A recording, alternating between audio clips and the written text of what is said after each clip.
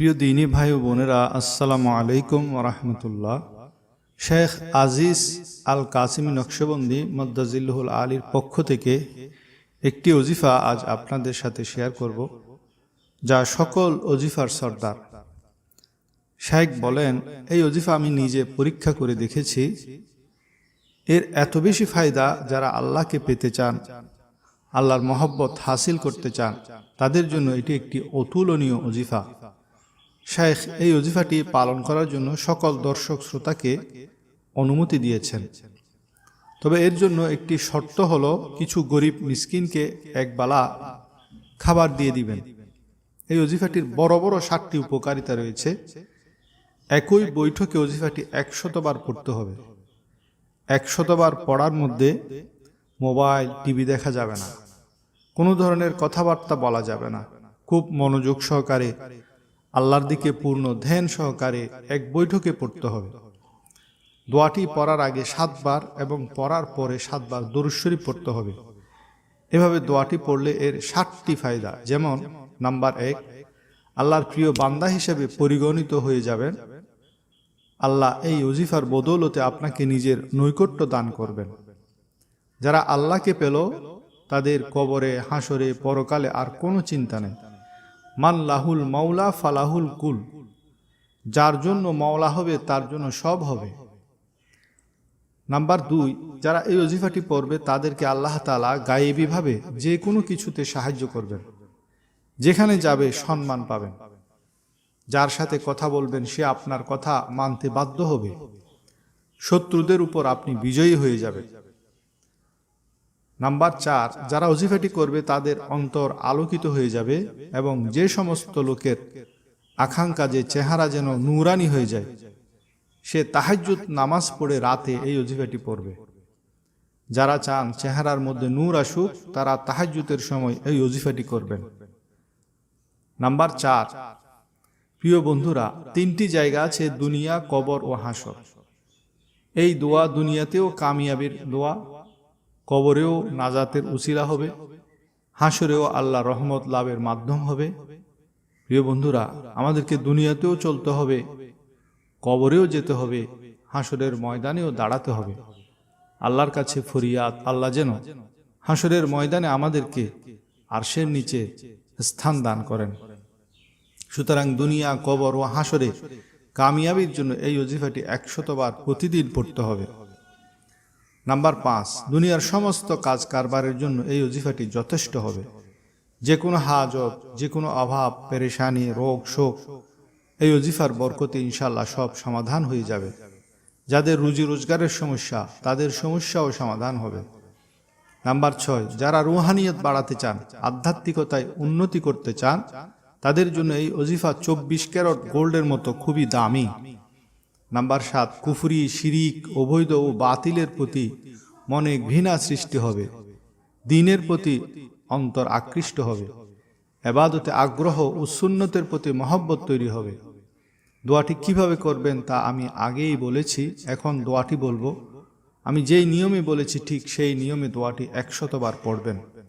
দোয়াটি হলো, আল্লাহু আকবার, আল্লাহু আকবার, লা ইলাহা ইল্লাল্লাহু, আল্লাহু আকবার, আল্লাহু আকবার, ওয়ালিল্লাহিল হামদ। আল্লাহু আকবার, আল্লাহু আকবার, লা ইলাহা ইল্লাল্লাহু, আল্লাহু আকবার, আল্লাহু আকবার, ওয়ালিল্লাহিল হামদ। ইনশাআল্লাহ এই দোয়াটি যদি আপনি এক বসাতে 100 বার পড়েন, তাহলে যে 7টি ফায়দার কথা বলেছি সেসব ফায়দা আপনি হাসিল করতে পারবেন। আপনার দুনিয়া আখেরাতে সমস্যা সমাধান হবে, আপনার দ্বীন ধর্মের উন্নতি হবে, ইবাদতে যৌক ও শৌক পয়দা হবে, ইজ্জত সম্মানের জিন্দেগি নসিব হবে, শত্রু পরাজিত হবে, আল্লাহর পেয়ারা হতে পারবেন। শেখ আজিজ আল কাসিমি নকশবন্দি মদ্দাজিল্লুহুল আলী এই ওজিফাটি করার জন্য সকলকে ইজাজত দিয়েছেন। নবী তোলাইহার বিরুদ্ধে হযরত খালিদ অভিযান পরিচালনা করেছেন। তুমুল লড়াই চলছে। প্রতিটি সংঘর্ষে তোলাইহার সঙ্গীরা পরাজয় বরণ করেছে। একদিন তোলাইহা তার ঘনিষ্ঠদেরকে জিজ্ঞেস করল, আমাদের এমন পরাজয় কেন হচ্ছে? তখন তারা বলল, কারণ আমাদের প্রত্যেকেই চায় তার সঙ্গীটি তার আগে মারা যাক, আর অন্যদিকে আমরা যাদের সাথে লড়াই করছি তাদের প্রত্যেকে চাই তাদের সঙ্গীর পূর্বে সে মৃত্যুবরণ করুক। ইয়ারমুকের ময়দানে আহত অবস্থায় পিপাসায় কাতর হযরত হারিস রাদিয়াল্লাহু তাআলা আনহু পানি চাইলেন। যখন তাকে পানি দেয়া হলো, তিনি পানি পান করতে যাবেন, এমন সময় ইকরামা রাদিয়াল্লাহু তাআলা আনহু তিনিও আহত। তার দিকে তাকালে হারিস বললেন, ইকরামাকে দাও। পানির গ্লাসটি যখন ইকরামার কাছে নিয়ে গেলেন, তখন তার পাশে আরেকজন আহত সাহাবী হযরত আইয়াশ রাদিয়াল্লাহু তার দিকে তাকালেন। তা দেখে ইকরামা বললেন, আইয়াশকে দাও। আইয়াশের কাছে পানির গ্লাস নিয়ে যাওয়া হলে দেখা গেল তিনি শহীদ হয়ে গেছেন। তার গ্লাসটি হাতে নিয়ে তার অপর দুই সাথীর দিকে যখন আবার ফিরে আসলো, দেখা গেল তারাও শহীদ হয়ে গেছেন। সবাই চেয়েছেন নিজের জীবনের উপর অন্যের জীবনকে প্রাধান্য দিতে, নিজের চাহিদার উপর অন্যের চাহিদাকে প্রাধান্য দিতে। হযরত আনাস রাদিয়াল্লাহু তাআলা আনহু থেকে বর্ণিত, রাসূলুল্লাহ সাল্লাল্লাহু আলাইহি ওয়াসাল্লামের সাহাবীদের মধ্যে এক সাহাবীর ঘরে কিছু খাবার এলো। সে তা পাশের ঘরের লোকের প্রয়োজন বেশি ভেবে তার সেখানে পাঠিয়ে দিল। সেই লোকটি তার পাশের ঘরে পাঠালো। এভাবে 7 ঘর ঘুরে প্রথম জনের ঘরে সেই খাবারগুলো আবার ফেরত আসলো। তারা সবাই চিন্তা করছিল যে আমার চাইতে এই খাবার আমার পাশের প্রতিবেশীর প্রয়োজন বেশি।